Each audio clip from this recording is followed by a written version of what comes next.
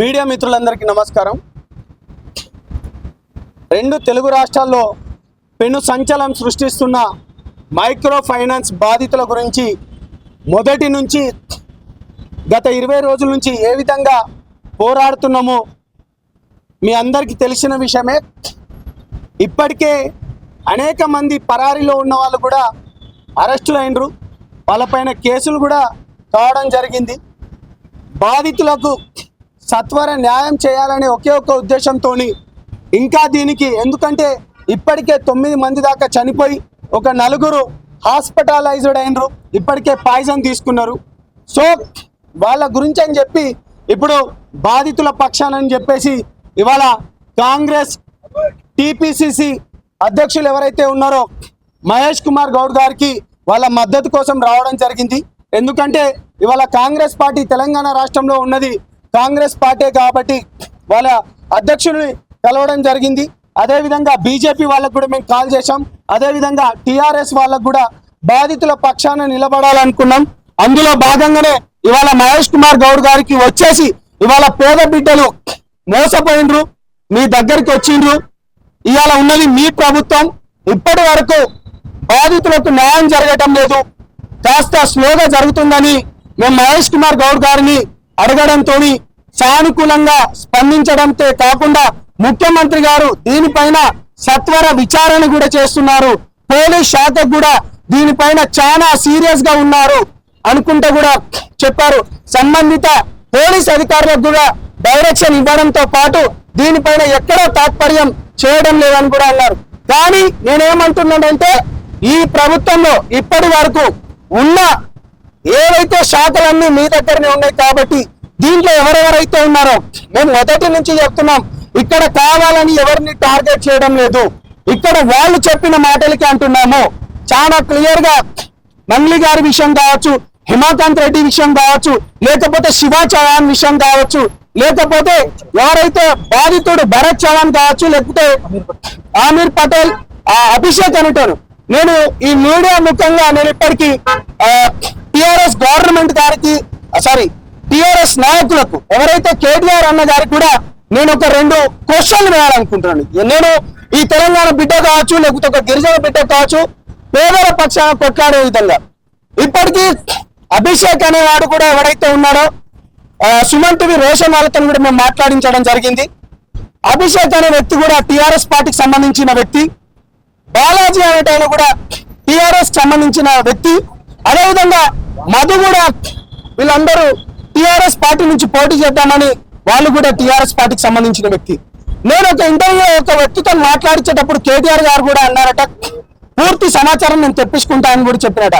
అన్న కేటీఆర్ అన్నా, మనం అందరం కలిసి ఉద్యమాలు చేసినాం, ఇవాళ ఈ బిడ్డలు మీకు ఓట్లేసిన లంబాడి గిరిజన బిడ్డలు ఇవాళ మీకు ఓట్లేసిన వీళ్ళు మన సాక్షాత్తు కేసీఆర్ గారే చెప్పిండు, ఇవాళ వీళ్ళ పక్షాన మీరు ఎందుకు నిలబడట్లేదు, ఇవాళ ఉన్నది కూడా దీంట్లో ఉన్నది కూడా మన బిడ్డలే.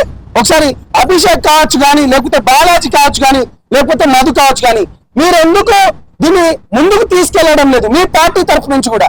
ఎందుకంటే జనాలు అనుకుంటున్నారు, లోపట అనుకుంటున్నారు, ఇది మన పైన వద్దు, మీ పార్టీ పైన ఇవాళ నచ్చొద్దు, మేము ఇక్కడ కావాలని ఎవరినో అనడం లేదు.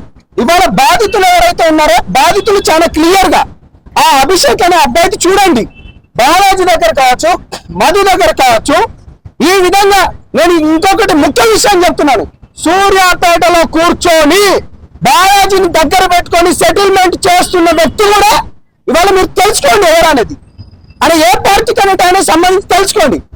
బాధితులకు మాత్రమే న్యాయం జరగాలి, మేము ఇక్కడ ఎవరిని టార్గెట్ చేయడం లేదు.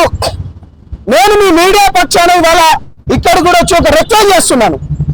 ఇప్పటికే మహేష్ కుమార్ గౌడ్ గారు చాలా క్లియర్ చెప్పిండు, మంగ్లీ గారి పైన కూడా కేసు అయింది, అదేవిధంగా శివ చౌహాన్ వాళ్ళు ఎవరెవరైతే ఉన్నారో వాళ్ళందరి పైన కూడా కేసులు అయిందని అంటున్నారు.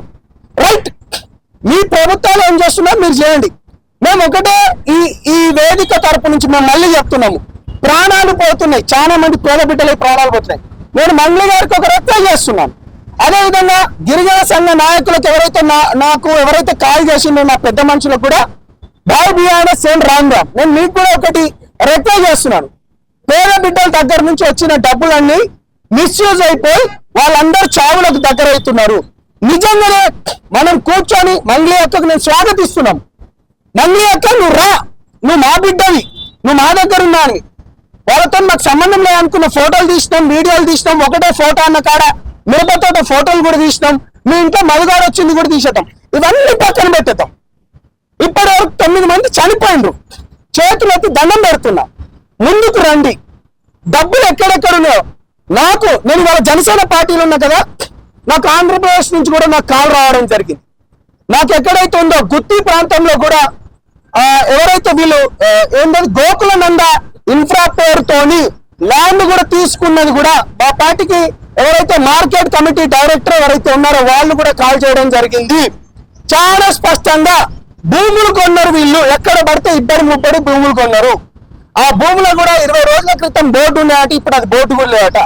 దయచేసి చేతులెత్తి నమస్కరిస్తున్నారు. నా జాతి పెద్దలకు కావచ్చు, కానీ నేను స్వాగతిస్తున్నాను. ఇక్కడ మాకు ఎటువంటి లేదు. మంగ్లీ గారికి మేము స్వాగతిస్తున్నాం. మీరు ఏమాత్రం గత జరిగిపోయినది పేద ప్రజల పక్షాన మీరు న్యాయం చేద్దామంటే రండి, కూర్చుందాం, మాట్లాడదాం. జరిగిందో జరిగిపోయింది, వీళ్ళకి న్యాయం జరగడానికి మేము ముందుంటామని మీరు వస్తే మీతో కలిసి మనం ముందుకు నడతాం. వీళ్ళకి సత్వర న్యాయం జరగాలని కోరుకుంటున్నానండి. అదేవిధంగా కిషన్ రెడ్డి గారిని కూడా ఒక 2 రోజులలో కలవబోతున్నాం. కిషన్ రెడ్డి గారితో కూడా మేము తీసుకున్నాము, ఒక అపాయింట్మెంట్ కూడా తీసుకున్నాము. దాని తర్వాత బీజేపీ పార్టీ అధ్యక్షులు ఎవరైతే ఉన్నారో తెలంగాణ రాష్ట్ర అధ్యక్షులు రామచందర్ అన్నగారికి కూడా కాల్ చేయడం జరిగింది. 10వ తారీఖు తర్వాత ఎక్కడైతే మోడీ గారి సభ తర్వాత కలుస్తా అని కూడా అన్న మాట ఇచ్చిండు. డెఫినెట్ గా చెప్తున్నాం. అదేవిధంగా మా ఎమ్మెల్యేలు మా ఓట్లతో గెలిచిన ఎవరెవరైతే ఉన్నారో దయచేసి ఇప్పటి వరకు స్థానిక ఎమ్మెల్యేలు మీరు ఎందుకు మాట్లాడడం లేదు? స్థానిక ప్రజాప్రతినిధులు మీరు ఎందుకు మాట్లాడటం లేదు? దేవరకొండ ప్రాంత ఎమ్మెల్యే ఎందుకు మాట్లాడటం లేదు? ఇంతకు ముందు ఒక మిత్రుడు కూడా చెప్పినాడు, మీ పైన దయచేసి ఎలిగేషన్స్ కాదన్నా, ఎవరిని ఎలిగేషన్స్ చెప్పాలనే లేదు. నేను ఈ ప్రాంత బిడ్డలు నాకు సంబంధించిన వాళ్ళు కూడా కాదు, వీళ్ళందరూ దేవరకొండ నుంచి, వీళ్ళెవరో కూడా నాకు తెలియదు. అయినా కానీ మేము ఎందుకు కొట్లాడుతున్నాం అంటే నీతి న్యాయం ధర్మం వైపు కొట్లాడుతున్నాం. వీళ్ళకు మంచి జరగాలనే ఒకే ఒక ఉద్దేశంతో కొట్లాడుతున్నాం. కాబట్టి మొదటి నుంచి ఎవరైతే ఉన్నారో వాళ్ళ తరపు నుంచి నేను మాట్లాడుతున్నాను. స్థానిక ఎమ్మెల్యేలు, ప్రజాప్రతినిధులు, అదేవిధంగా నల్గొండ జిల్లాలో ఉన్న మంత్రులు, ఎమ్మెల్యేలు చేతులెత్తి నమస్కరిస్తున్నాను. ఒక రిక్వెస్ట్ చేస్తున్నాను, మీరు కూడా బాధితుల పక్షాన నిలబడండి, మాట్లాడండి. తెలుసో తెలియకుండానో భూములు అమ్మేసుకున్నారు, బంగారాలు అమ్మేసుకున్నారు, ఇళ్లకు పట్టాలు కూడా అక్కడ పెట్టేసుకొని మిగతా బ్యాంకులలో కుదోబెట్టుకొని మరీ డబ్బులు ఇచ్చిండు. దయచేసి దీనిపైన ఆలోచించాలని కోరుతూ మిగతా పార్టీల నాయకులు కూడా స్పందించాలని నేను ఒకటే విన్నవించుకుంటూ వాళ్ళందరినీ కూడా స్వాగతిస్తున్నాను. మంగ్లీ గారితో పాటు మా జాతి పెట్టాలని కూడా ఎవరెవరైతే నాకు కాల్ చేసినారో నేను వాళ్ళతో ఒకసారి మాట్లాడతాను. మీ మీడియా ముఖంగానే చెప్తున్నాను. వాళ్ళందరితో ఒక కమిటీ లెక్క కూడా పెట్టుకుంటాం. సత్వర న్యాయం గురించి వీళ్ళందరి తరఫున మరింత పోరాడుతూ త్వరలోనే కిషన్ రెడ్డి గారు కూడా పోరాడతాం. అదేవిధంగా డీజీపీ గారు కూడా చెప్పారని మహేష్ కుమార్ గౌడ్ గారు చెప్పారు. వాళ్ళందరిపైన కేసులు కూడా అయినాయని చెప్తారు. థ్యాంక్ యూ అండి. అక్క నేను ఏమంటున్నా అంటే ఈ క్వశ్చన్ కు నేనుగో ఇతను బాధితుడు, మీరు చెప్పండి. నేనేం చెప్పడం కాదు. ఇతను దగ్గర మీరు ఎన్ని కోట్ల వరకు ఇచ్చారు ఇప్పటి వరకు? నేను 1 year దాకా ఇచ్చాను. 1 year ఎక్కడెక్కడి నుంచి చేసి ఇచ్చారు? మా ఫ్యామిలీ ఫ్రెండ్స్ వాళ్ళందరూ ఇచ్చారు. మేడం ఏం అడిగిందంటే, మేడం అడిగిన క్వశ్చన్ కి మీరు ఆన్సర్ చేయాలి. చెప్పండి మేడం, అడగండి. ఉన్నారు మేడం. ఇది వరకు పోయిన గవర్నమెంట్ లా బాలాజీ గాని, మధు గాని, అభిషేక్ గాని, గట్టిగా బాలాజీ గాని, మధు గాని, అభిషేక్ గాని వీళ్ళైతే ఎవరైతే ఉన్నారో వీళ్ళు ప్రధానంగా రవీంద్ర కుమార్ అనుచరులు, టిఆర్ఎస్ పార్టీ అనుచరులు ఒకసారి నుంచి.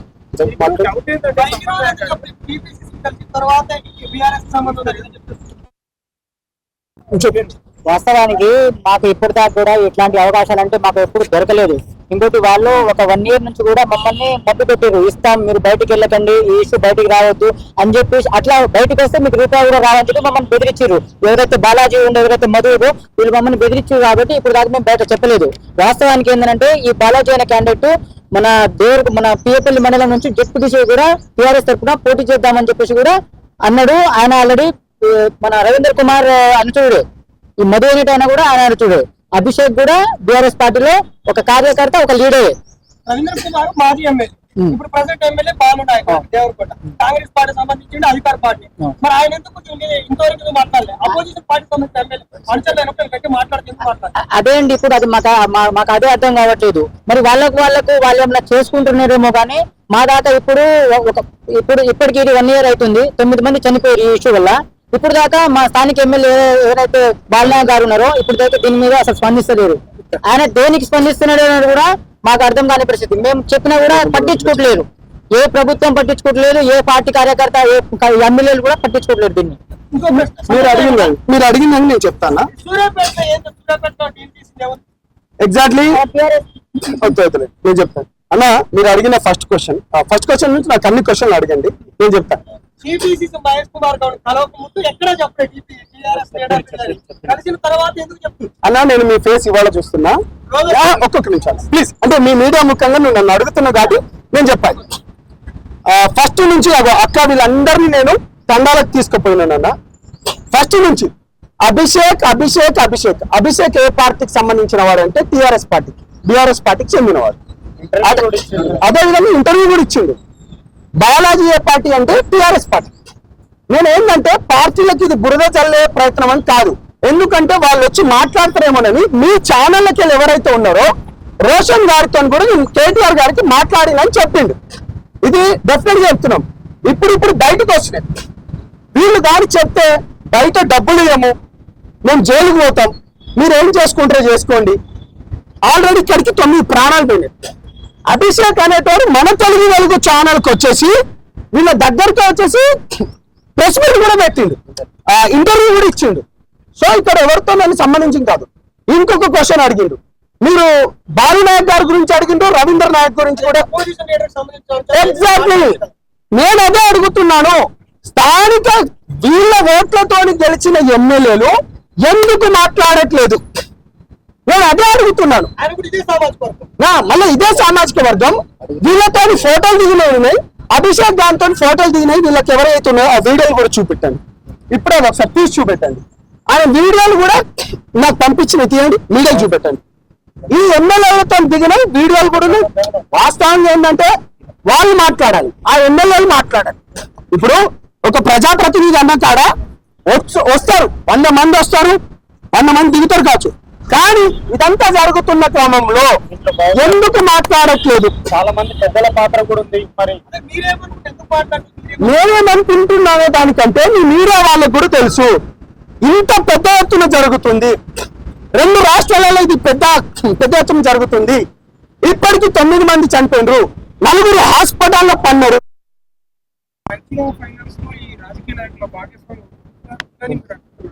అన్న బాను అన్న, మీరు మీడియా వాళ్ళు, మీకు తెలిసిన వాళ్ళు, ఇవాళ సూర్యాపేట నుంచి కేంద్రంగా ఇవాళ ఏమేం పనులు జరుగుతున్నాయో దాన్ని కూడా త్వరలోనే బయట పెడతామనుకుంటా.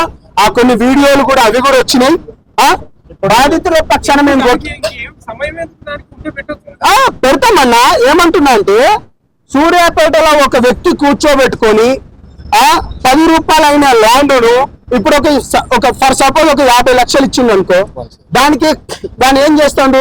8 లక్షలు వీళ్ళు వడ్డీ ఏమైనా కట్టిండు అనుకో, ఇక మిగతా 42 లక్షలు ఉంటాయి కదా, దానికి ఏమంటుండ్రు? 10 రూపాయల అయ్యేదానికి అంటే 10 లక్షలు అయ్యేదానికి భూమిని ఇప్పుడు 40 లక్షలు, ఇక మీకు ఉన్నది గిదే, ఇక మీకుంటే ఇది లేకపోతే గిది, ఈ దండాలు చేస్తున్నారు.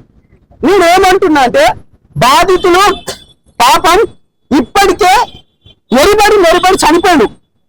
ఆ వయసు చూడండి ఏంటంటే ఆశ పెట్టిండు. ఇప్పుడు చాలా మంది అంటున్నారు మీరు ఎందుకు నమ్మిండ్రు. అరే మనిషి నమ్మకపోతే ఇంకెవరిని నమ్ముతాడన్నా? ఇప్పుడు నన్ను నమ్ముకొని వచ్చి తమ్ముడు వచ్చిండు, ఇప్పుడు మహేష్ కుమార్ గౌడ్ గారి దగ్గరికి వెళ్దామని చెప్పి నమ్ముకొని వచ్చిండు. ఇక్కడ నేను పొడుస్తానో లేకపోతే ఏం చేస్తానో అనేది ఎవరికి తెలుసు అన్న? మనిషి నమ్మకం. ఇప్పుడు నేను హోటల్కి పోతా, భోజనం చేస్తా, నేను చెక్ చేసుకోవాలన్నా భోజనానికి? ఇప్పుడు నేను స్వీట్ షాప్కి వెళ్తా, ఆ స్వీట్ చేసేది ఏమైనా నేను చెక్ చేసుకోవాలా? మనిషి నమ్మిచ్చిండు, మోసపోయిండు, న్యాయం చేయమని చెప్పి తిరుగుతున్నారు. నేను దీన్ని చెప్తున్నాను. రాజకీయ నాయకుడేనా? రాజకీయ నాయకుడు చెప్పు, మాట్లాడరా. టిఆర్ఎస్ పార్టీ నాయకుడే తొందరలో అవి కూడా బయటికి పెడుతుంది. జరిగింది 9 మంది చనిపోయారు. ఎందుకు చేయాలి చెప్పుంటారు ఇప్పుడు మేము ఇప్పుడు మా ముఖ్య ఉద్దేశం ఒకటే. ఇప్పుడు మీరు అడిగేదంతా ఒకటే. ఇప్పుడు అందరూ బయటకు వస్తున్నారు. ఎవరన్నా పెడతా అంటే ఆశ ఉంటది, కొడతా అంటే భయం ఉంటది. ఈ దునియా నడిచేది మొత్తం దాంతోనే. నువ్వు పెడతా అంటే నాకు ఆశ ఉంటది, కొడతా అంటే నాకు భయం కూడా ఉంటది. ఇప్పుడు ఆశపడ్డారు, మునిగిరు, నష్టపోయారు, ప్రాణాలు పోయినాయి. ఇప్పుడు ప్రాణాలకు కూడా లెక్కలేని వ్యక్తులతోని వాళ్ళ పేర్లు ఎక్కడెక్కడ తీయాలి అందరు తీసుకొస్తూ వస్తున్నాం. ఎక్కడ గానీ భయం గానీ దేశం గానీ మాకు ఎక్కడ లేకుండా బాధితుల తరఫున ఏ రోజైతే బాధితులు లేకుండా మాట్లాడుతున్నారని చెప్పేసి మాపై నిందలు వేసి మాపై కుట్ర పన్నిన రోజు నుంచి ఈ రోజు 30-40 మంది బాధితులు ఈ రోజు పిసిసి అధ్యక్షులు మహేష్ కుమార్ గౌడ్ దగ్గరికి వచ్చాం. వారి దగ్గర కూడా స్వయంగా వారి దగ్గర ఉన్నటువంటి ఆధారాలు కానీ, వాళ్ళ చెక్కులు కానీ, వాళ్ళ ప్రామిసరీ నోట్లు కానీ, వాళ్ళు ట్రాన్స్ఫర్ చేసినటువంటి అన్ని ఆధారాలతో మొత్తం వారితో చాలా చక్కగా చాలా వివరంగా వారితో మాట్లాడడం జరిగింది. వారు కూడా చాలా గొప్పగా మాట్లాడారు. ఆల్రెడీ దీన్ని అసెంబ్లీలో ఉన్నప్పుడు ముఖ్యమంత్రి రేవంత్ రెడ్డి గారే ఇంటెలిజెన్స్ ఎస్పీ గారిని పిలిపించి వారి డైరెక్ట్ ఆదేశాలు చేయాలి. దీంట్లో ఎంత పెద్ద వ్యక్తి ఉన్నా బాధితులకు న్యాయం చేయండి, ఇది చాలా ఫేర్ ఇన్వెస్టిగేషన్ చేయాలని చెప్పేసి ఆ రోజే ప్రజాపాలన ముఖ్యమంత్రి రేవంత్ రెడ్డి గారు ఆదేశాలు ఇచ్చారని చెప్పేసి మాకు స్వయంగా ఇప్పుడే వారు కూడా తెలియజేయడం ఇది చాలా సంతోషంగా. అంటే ఇన్ని రోజులు మేము అంటే ప్రభుత్వం కూడా దీంట్లో స్పందించడం లేదు, ప్రభుత్వం కూడా చాలా డిలేగా జరుగుతుందని చెప్పేసి వారికి కూడా అడగడం జరిగింది. అయితే వారు కూడా చెప్పినటువంటి సమాధానం అంటే ఇది చాలా కోట్ల ట్రాన్సాక్షన్ జరిగినాయి, దీంట్లో ఎవరెవరు ఉన్నారో అనే దాని గురించి ఇన్వెస్టిగేషన్ చేస్తున్నాము. దీనికి అప్పుడే బయట పెట్టి మనం కూడా తొందరపడాల్సిన అవసరం లేదు. ఎందుకంటే ఇది బాధితులు నష్టపోయి వాళ్ళ పిల్లల పుస్తలు తాగా అమ్మిపెట్టి లోన్లు తీసుకొచ్చి బ్యాంక్ లోన్లు, మార్టిగేజ్ లోన్లు ఇవన్నీ తీసుకొచ్చి కోట్లలో ఉన్న వ్యవహారం కాబట్టి దాన్ని స్లోగా డిలేగా దాన్ని పూర్తి వివరాలతోని ఇన్వెస్టిగేషన్ చేయాలి. ఎందుకంటే వాళ్ళు అక్కడ కస్టడీలో ఉన్న వాళ్ళు ముద్రణ పెట్టి ఆల్రెడీ తెగించి ముద్రిన వాళ్ళ దగ్గరికి వెళ్ళి రాపడాలంటే కొంత సమయం కూడా అవసరం పడుతుంది. దీంట్లో ఫేర్ ఇన్వెస్టిగేషన్ జరుగుతుంది. మీరు ఎవరు కూడా ప్రాణాలు తీసుకోవద్దు, మీకు ప్రభుత్వం అండగా ఉంటుందని చెప్పేసి వారు కూడా చెప్పడం జరిగింది. అలాగే మేము గవర్నర్ గారికి కూడా అపాయింట్మెంట్ పెట్టడం జరిగింది. బహుశా ఈ రోజు రేపు అపాయింట్మెంట్ వస్తుంది. అలాగే 8వ తారీఖు మన కిషన్ రెడ్డి కేంద్ర మంత్రి కిషన్ రెడ్డి గారి అపాయింట్మెంట్ కూడా కోవడం జరిగింది. సో ఇది ఎక్కడ ఆవేది లేదు. మేము కంటిన్యూ ప్రాసెస్ లో ఇప్పటి నుంచి అయితే బాధితులతోనే ప్రజా పోరాటంలో దిగుతామన్నాం. బాధితులను తీసుకొచ్చాము. ఇప్పటి నుంచి అన్ని కార్యక్రమాలు సిద్ధం చేసుకోవాలి. నేను చూపిస్తాను,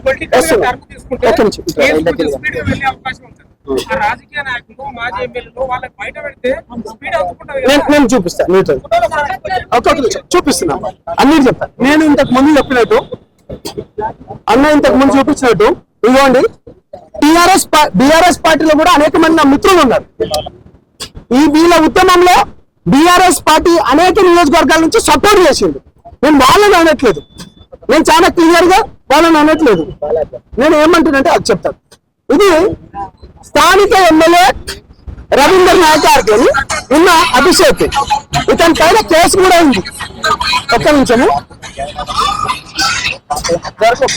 ఇతని పైన కేసు కూడా ఉంది. ఎందుకు మాట్లాడట్లేదు? నేను చాలా క్లియర్ ఇతన్ని అడుగుతున్నాను. ఎవరిని? ఆ ఎమ్మెల్యే ఎవరైతే ఉన్నారు ఆవిడ, ఆ మాజీ ఎమ్మెల్యే రవీంద్ర కుమార్. నేను ఇదంతా వీడియో చూపిస్తున్నాను. అతను ఇప్పటి వరకు ఎందుకు చేయట్లేదు? దాని తర్వాత ఇంకోటి చూపిస్తా. ఇదో ఇది బాలాజీ నాయక్, చెప్తా. ఇదో ఇది బాలాజీ నాయక్. ఒక్క నిమిషం ఆగ్రహ. ఇదంతా బాలాజీ నాయక్. నేను ఏమంటున్నానంటే దేవరకొండ ప్రాంతమే. ఒక ఎమ్మెల్యేకు ఆ ప్రాంతంలో జరిగేది తెలియకుండా 5 సంవత్సరాల నుంచి తెలుసా అన్న? నేను మిగతా అంతా అనట్లేదు. బిఆర్ఎస్ వాళ్ళు కూడా చాలా మంది సపోర్ట్ చేసిండ్రు. నేనేమంటున్నానంటే వాళ్ళందరూ కలిసి పేద బిడ్డలై ప్రాణాలు పోతున్నాయి. బాధితులకు అంటే మేము చేసే పోరాటంలో బాధితులకు సపోర్ట్ చేస్తున్నారు. నేనేమంటున్నా అంటే ఎలిగేషన్స్ ప్రధానంగా ఎవరిపైన? అభిషేక్, బాలాజీ, మధు. నేను మీకు విత్ వీడియో ప్రూఫ్ తో చూపిస్తున్నాను. ఆ ఎమ్మెల్యే గారితో ఉన్నది. రవీంద్ర నాయక్ మరి ఇప్పటిదాకా ఎందుకు మాట్లాడలేదు? మరి బాలు నాయక్ ఇప్పటి వరకు ఎందుకు మాట్లాడట్లేదు? అంటే నేను ఏమంటున్నా అంటే మరి వీళ్ళిద్దరమైన దొంగల? నేను ఒకటే అడుగుతున్నాను. ఇప్పుడు పార్టీలు ఉన్నారు.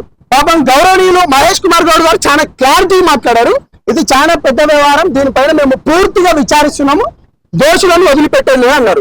ఇప్పుడు మంగ్లీ మీద కేసు అయితే ఫైల్ అయింది అంటున్నారు కదా, మరి ఇప్పటిదాకా ఎందుకు పట్టుకోలేదు? మంగ్లీని ఎందుకు అరెస్ట్ చేయలేదు? అది డిపార్ట్మెంట్ తమ్ముడిని కానీ ఎందుకు అరెస్ట్ చేయలేదు? మేడం నేను ఏమంటున్నా అంటే మొదటి నుంచి మేము ఒకటి చెప్తున్నాం, మేము మంగ్లీ గారు మాట్లాడిన మాటల్ని బట్టే మేము ఇన్వెస్టిగేషన్ చేస్తున్నాం. మధుకు మంగ్లీకి సంబంధం లేదన్నారు. సంబంధం ఎట్లుందో బయట పెట్టాం, మిర్చి తోటది బయట పెట్టాం, వీడియోది కూడా బయట పెట్టాం. ఇప్పుడు మహేష్ కుమార్ గౌడ్ సార్ దగ్గరికి వచ్చుడుతోనే డెఫినెట్ గా మా ముఖ్యమంత్రి వర్యులు దీనిపైన చాలా సీరియస్ గా ఉన్నారు. పోలీస్ డిపార్ట్మెంట్ కూడా మేము మాట్లాడడం జరిగింది, డైరెక్షన్ ఇవ్వడం జరిగింది, వాళ్ళపైన కూడా కేసులు అన్నారు. ఇప్పుడు ఇదంతా ఎవరు చేస్తున్నారు? ఇప్పుడు మధు అకౌంట్ నుంచి శివ చౌహాన్ అకౌంట్ కి డబ్బులు ట్రాన్స్ఫర్ అయింది కూడా మేము అనట్లే, ఈఓడబ్ల్యూ పోలీసు వాళ్ళే అన్నారు. మరి ఎప్పుడు జరుగుతుంది ఈ అరెస్టు, అదేవిధంగా ఏం జరుగుతుందో పోలీసులు చెప్పాలి. ముఖ్యంగా నేను కేటీఆర్ అన్నకు ఒకటే రిక్వెస్ట్ చేస్తున్నాను, మనమందరం ఉద్యమాలు చేస్తున్నాం, వీళ్ళందరూ పేద బిడ్డలు, వీళ్ళ తరపు నుంచి మీరు గొంతెత్తాలి. మన పార్టీలో ఉన్నారు అంటే మీ టిఆర్ఎస్ పార్టీలో ఉన్నవాళ్ళు, మధు కావచ్చు, బాలాజీ కావచ్చు, లేకపోతే మిగతా వాళ్ళు కావచ్చు, వీళ్ళందరూ అభిషేక్ కావచ్చు, వాళ్ళ వీడియోలు చూపించినాం, వాళ్ళ అన్ని చూపించినాం. వీళ్ళపైన కేసులు అయినాయి, వీళ్ళపైన నల్గొండలో కేసులు అయినాయి. నేను ఎక్కడ బురద వెళ్ళడం కాదు, కేవలం ఆ ప్రాంతానికి సంబంధించిన వాళ్ళకే చెప్తున్నాను నేను. వాళ్ళు అడగాలి, వాళ్ళ కేటీఆర్ అన్న అడగండి, ఆ రవీందర్ నాయక్ని అడగాలి, బాలాజీని, వీళ్ళందరిని ఎందుకు సస్పెండ్ చేయట్లేదు.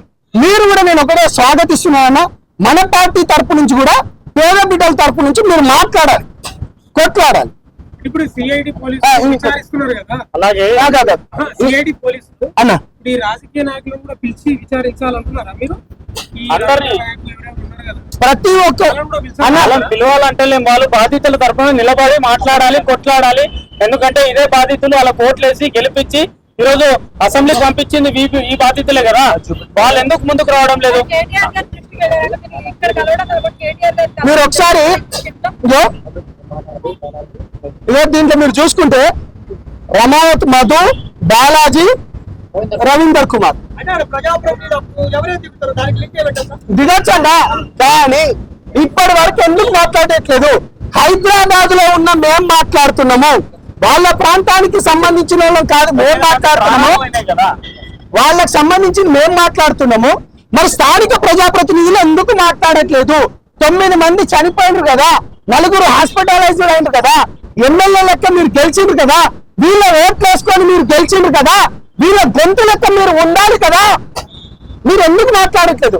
ఇలా శివ చౌహాన్ అలాగే మొన్న ఏదైతే ఈ శుద్ధపూస 20 రోజులు ప్రెస్ మీట్ ప్రిపరేషన్ హాలిడేస్ తీసుకొని వచ్చిండు కదా, మొన్న ప్రెస్ మీట్ పెట్టిండు. ప్రెస్ మీట్ పెట్టాక ఆయన ఒక మాట గుర్తు చేసిండు, ఏమంటే నేను దైవభక్తుని, నేను నెల రోజుల పాటు మొత్తం దేవుళ్ళ దగ్గర తిరుగుతుంటా, నేను నా ఇన్స్టాగ్రామ్ లో మీరు ప్రతి పోస్ట్ చూడొచ్చు, అది చూడొచ్చు, ఇది చేస్తాను. మీడియా ముఖ్యంగా తను మాట్లాడినటువంటి విషయం మనందరికి తెలుసు. మరి మాట్లాడిన వెంటనే డిలీట్ చేసిండు ఇన్స్టాగ్రామ్ మొత్తం. ఇది Shiva Chauhan Instagram official account press meet తర్వాత. మరి చూసుకోమని చెప్పి శుద్ధపూసకి ఏం సంబంధం లేదు, నాకు మా అక్క ఫోటోలు మీడియాలో పెట్టి మీడియా ఛానల్ పాపులర్ అయితేనే మా అక్కని బదనాం చేస్తున్నా అన్నారు. మరి నీకు సంబంధం లేనప్పుడు నువ్వు భయపడి ఎందుకు శివ చౌహాన్ మంగ్లీ ప్రతి పోస్ట్ ఎందుకు డిలీట్ చేసిండు? నీకు సంబంధం లేదు కదా సోదరా. అవును, దేవుడి మీద ప్రమాణం వేసిన మరో క్షణమే బయటపడ్డాయి. ఆ హనుమంతుని మీద ప్రమాణం వేసిండు, ఈ బాధితుల పక్షానికి నిలబడకుండా దేవుడి మీద ఒట్టేసి పక్క జరుగుతాం అనుకున్నాడు. కానీ అదే దేవుడు ఏదైతే నమ్మినటువంటి ఏ దేవుడు అయితే ఉందో ఆ దేవుడే బయటికి పంపించిండు. 3 సార్లు అకౌంట్ ట్రాన్స్ఫర్ భారీ మొత్తంలో అమౌంట్ ఉందంట. అది ఆ అమౌంట్ ఏంటో డిక్లరేషన్ ఇంకా బయటికి రాలేదు. మరి ఏం చేయనాడు? ఇన్స్టాగ్రామ్ అకౌంట్ ఎందుకు డిలీట్ చేసినావు తమ్ముడు నువ్వు? ఓకే, ఇదంతా ఓకే అంశము. ఇప్పుడు మహేష్ కుమార్ గౌడ్ కలిస్తే మీకు ఏం సమాధానం? అలా చాలా పాజిటివ్ గా స్పందించండు, చాలా క్లారిటీగా చెప్పిండు, పాజిటివ్ గా స్పందించిండు. దీనిపైన బాధితులు చాలా మంది ఉన్నారు అన్నాడు. బాధితులకు న్యాయం చేయడానికి గౌరవనీయులైన ముఖ్యమంత్రి ఆల్రెడీ ఒక షిట్ కూడా ఏర్పాటు చేసింది అన్నాడు. సంబంధిత పోలీస్ అధికారులకు కూడా దీంట్లో ఎవరెవరైతే ఇన్వాల్వ్ అయి ఉన్నారో వాళ్ళందరిపైన ఇప్పటికే కేసులు అనేవి కూడా అన్నారు. మాటలో మాట్లాడుతూ ఇప్పుడు నేను చెప్తుంటా, వీళ్ళందరూ కూడా ఉన్నారు. మంగ్లీ గారి పైన కూడా కేసు అయింది అనుకుంటా కూడా చెప్పారు. కిషన్ రెడ్డి గారిని కలవబోతున్నారు, ఎందుకంటే సెంట్రల్ పార్టీ నుంచి ఉన్నారు కాబట్టి. ఎంపీ కిషన్ రెడ్డి గారితో పాటు, గవర్నర్ గారితో పాటు అదే విధంగా బీజేపీ పార్టీ రామచంద్ర అన్న గారితో పాటు బీఆర్ఎస్ వాళ్ళని కూడా కలిసాము. అదే విధంగా ఇప్పుడు కొత్తగా పెట్టిన కవితక్క గారు ఎవరైతే ఉన్నారో టిఆర్ఎస్ పార్టీ కూడా పెట్టిన కవితక్క, వీళ్ళపైన కూడా మీరు మద్దతు తెలపాలి. డెఫినెట్లీ ఈడీ ఎంట్రీ కావాల్సిన అవసరం ఉందా? 1000% కావాలి, 100% కావాలి. ఈడీకి అప్పగించాలని డిమాండ్ చేస్తారు. CBI కి ఇవ్వాలి. ఈడీకి రావాలి, సిబిఐ కూడా రావాలి. సిబిఐ కూడా త్వరలో ఇవ్వబోతున్నాం. ఎందుకంటే వాళ్ళపైన కూడా కేసులు అవుతున్నాయి. ఎవరెవరు అవుతున్నారో, ఎందుకంటే మధు వాళ్ళు చాలా క్లియర్ గా వీళ్ళను మధ్య పెట్టడానికి కేవలం తక్కువ అమౌంట్ తోనే మాకు కేసులు పెట్టండి మా పైన. ఇప్పుడు వీళ్ళు చెప్పారు కదా, చాలా క్లియర్ గా చెప్పారు. మంగ్లీ గారు ఎన్నిసార్లు వచ్చింది, శివ చౌహాన్ ఎన్నిసార్లు వచ్చింది, శివకి ఎక్కడెక్కడ డబ్బులు ఇచ్చింది అనేది ఆ రమేష్ కూడా పెట్టింది కూడా ఉంది కదా. మేమేమంటున్నాంటే మేము అనట్లేదు, వాళ్ళు వేసిన దానికి మేము చెప్తున్నాము. మేము చాలా క్లియర్ చెప్తున్నాము. ఇప్పటికీ మేము వాళ్ళని స్వాగతిస్తున్నాం. కూర్చుంటాం, మాట్లాడదాం. అవసరం అంటే నాకు ఎవరైతే కాల్ చేసిన మా జాతి పెద్దలతో వాళ్ళతో కూడా మాట్లాడి వాళ్ళకి ఇంకా త్వరగా న్యాయం జరిగేటట్టు చూద్దాం అనుకుంటున్నాం. కేటీఆర్ కలవబోతున్నారు, ఎందుకంటే వీళ్ళు బీఆర్ఎస్ తోటి అటాచ్ ఉన్నారని చెప్పారు. కలిస్తే ఏం చెప్పుకుంటారు? డెఫినెట్ గా కేటీఆర్ అన్న గారిని కూడా కలుస్తాం. ఎందుకంటే ఏమంటున్నట్టు ఏం చెప్తాం, మిగతా పార్టీలందరికీ ఏం చెప్పబోతున్నాం, మీరు మద్దతు ఇవ్వాలంటున్నాం, మీ తరపు నుంచి పోరాడాలంటున్నాం. మీ పార్టీలో ఎవరెవరైతున్నారో వాళ్ళపైన ఎలిగేషన్స్ వస్తున్నాయి. అభిషేక్ కానీ ఆయననే ఒక మాట చెప్పినాడు, 22 ఏళ్ల పోరాడికి ఫార్చునర్ కార్లు ఎక్కడ, 10 ఫార్చునర్ కార్లు. ఇక నా తమ్ముడు ఇప్పుడు దేవరకొండ ప్రాంతానికి చెందినవాడు, 10 ఫార్చునర్ కార్లు, డిఫెండర్ కార్లు, ఇవన్నీ ఎక్కడ అనుకుంటా మాట్లాడింది కూడా కేటీఆర్ అన్న మాట్లాడిందట. కేటీఆర్ గారిది కూడా మేము సమయం తీసుకుంటాం, మాట్లాడతాం. దీంట్లో ఎవరెవరైతే ఉన్నారో, ఇప్పుడు బీఆర్ఎస్ పార్టీలో ఎవరెవరైతే కల్పరిట్స్ ఉన్నారో వాళ్ళందరినీ కూడా ఏర్పడాలి. అదే విధంగా రవీందర్ నాయక్ ఎందుకు మాట్లాడట్లేదు, స్థానిక ఎన్నికలు కూడా స్థానిక ఎమ్మెల్యే కూడా ఎందుకు మాట్లాడట్లేదు కోరుతాం. ఫైనల్ మీరు ఆరోపిస్తున్నా బీఆర్ఎస్ తో సంబంధాలు ఉంటాయి కాబట్టి లేకపోతే వాళ్ళు బాధ్యత నిలబడాలని మీరు కోరుతున్నా? నేను చాలా క్లియర్ గా చెప్తున్నాను, బాధితుల పట్ల ఇంత పెద్ద ఎత్తున జరుగుతున్నా వీళ్ళు ఎందుకు మాట్లాడట్లేదు. 9 మంది చనిపోయిండ్రు, దేవరకొండ ప్రాంతంలో జరిగింది, ఇదంతా సాగర్ పరివారక ప్రాంతంలో జరిగింది. 4 పాయిజన్ అయి తీసుకున్నారు. మాజీ ఎమ్మెల్యే గాని తాజా ఎమ్మెల్యే గాని ఇద్దరు మాట్లాడట్లేదు. వీళ్ళందరికీ తెలిసినయే. వాళ్ళతోని నిందితులతోని వాళ్ళ ఫోటోలు దిగినవి కూడా వచ్చినాయి, వాళ్ళ పైన కేసులు అయినాయి నల్గొండ పోలీస్ స్టేషన్ లో. మాట్లాడినప్పుడు అనుమానాలకే దారి తీస్తుంది. మరి నెక్స్ట్ ప్రమేయం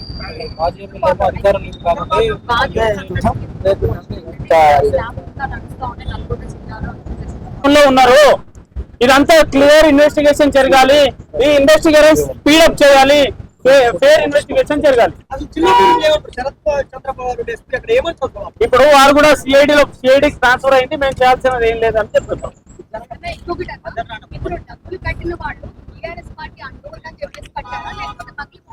అది మంగ్లీ ముఖం చూసి కట్టినాం. వాళ్ళు మాట్లాడతలేదు ఎందుకు మరి?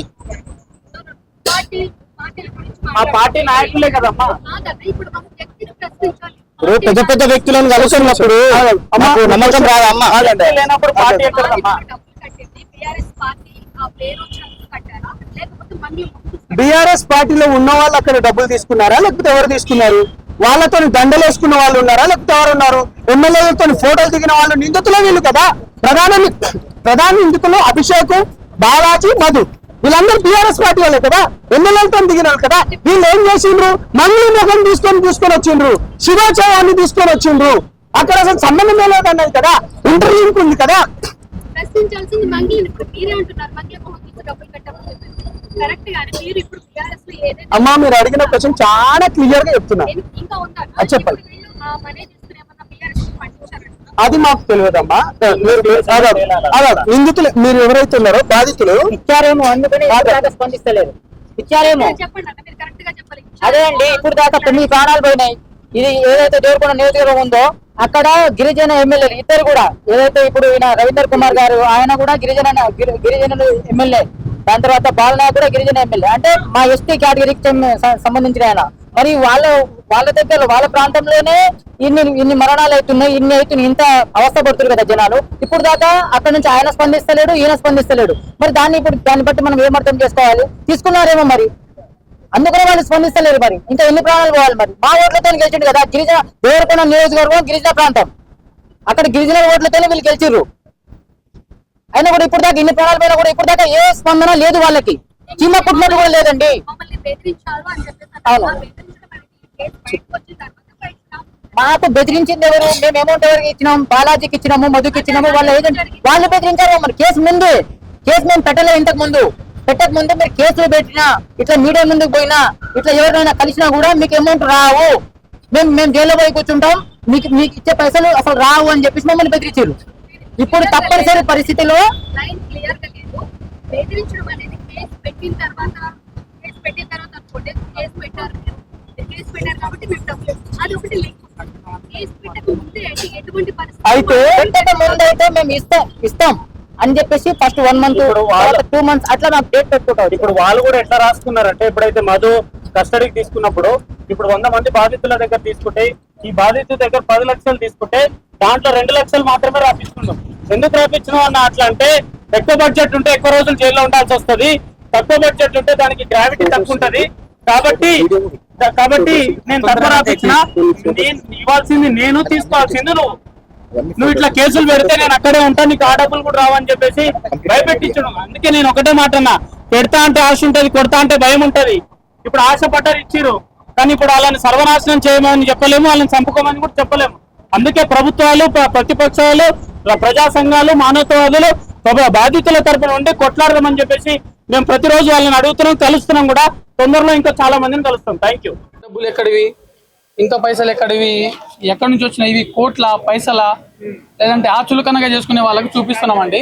మా దగ్గర ఎవ్రీథింగ్ ఎవిడెన్స్ తో వచ్చినాం. మేమైతే బాధితులం, మేము ఏజెంట్స్, బాధితులం అంతా వచ్చినాము. ప్రతిదీ మనం డైరీ పరంగా వాళ్ళకి ఏ విధంగా మనం ఇంట్రెస్ట్ ఇచ్చినామో, ఏ విధంగా అయితే మనము వాళ్ళకు కట్టించినామో, ఏ విధంగా అయితే వాళ్ళు మనకు డబ్బులు ఇచ్చినారో, ఎవ్రీ మంత్ మనం మధు వాళ్ళకి ఏ విధంగా డబ్బులు ఇచ్చినామో అది ప్రతిదీ ఎక్స్ప్లెయిన్ చేయడానికి మేము, మాకందరూ దేంట్లో కామెంట్ పరంగా కానీ, డబ్బులు మన ఓన్ గా కాదు కదా, మనం గోల్డ్ పరంగా, మన హౌస్ లోన్ పరంగా, మన భూములు తాకట్టు పెట్టి కానీ. అవునవును, అదే విషయానికి ఇప్పుడు మాట్లాడుతున్నది మేము. ఆ విషయంలో 6 డైరెక్ట్ బాధితులం అండి. 6 కోట్ల డైరీది 6 కోట్లు ఇచ్చినామండి. బాధితులం, మధుకు డైరెక్ట్ బాధితులం. మా బాబాయ్ డైరెక్ట్ బాధితుడు. ఆయన ఎవరి దగ్గర నుంచి అయితే తీసుకొచ్చినాడో వాళ్ళందరి పేర్లు ఉన్నాయి దీంట్లో. వాళ్ళందరి అమౌంట్ ఉంది, వాళ్ళకి ఏ విధంగా ఇంట్రెస్ట్ కట్టించినామో ఉంది. ఆ విధంగా తీసుకొచ్చినాం. కానీ ఆ డబ్బులు వీళ్ళయ్యే, కోట్లు కావు, వీళ్ళకు ఇవ్వలేదు అనే మాట అనేది బయటికి రావద్దండి. ఎవరైతే మేము మాట్లాడుతున్నామో అవన్నీ నిజంగానే మాట్లాడుతున్నాము, అవన్నీ ఎవిడెన్స్ పరంగానే మాట్లాడుతున్నాము. మేము మాకు ఈ మధు బాలాజీ మేము డబ్బులు అయితే మేము వాళ్ళకి ఇచ్చినాము. వాళ్ళు తీసుకోపోయి కంపెనీల, ఫ్యాక్టరీలో కానీ ఆడ పెట్టేసి మీరు అంతా బాధితుల దగ్గర మీకు ఎక్కడి నుంచి వచ్చారు? మేము మా రిలేషన్ కింద నుంచి తీసుకొచ్చినామండి డబ్బులు. రిలేషన్, మా రిలేషన్, వాళ్ళ రిలేషన్ దగ్గర నుంచి బ్యాంకు లోన్లు, గోల్డ్ లోన్లు అవన్నీ తీసుకొచ్చి పెట్టినామండి మేము దీంట్లో.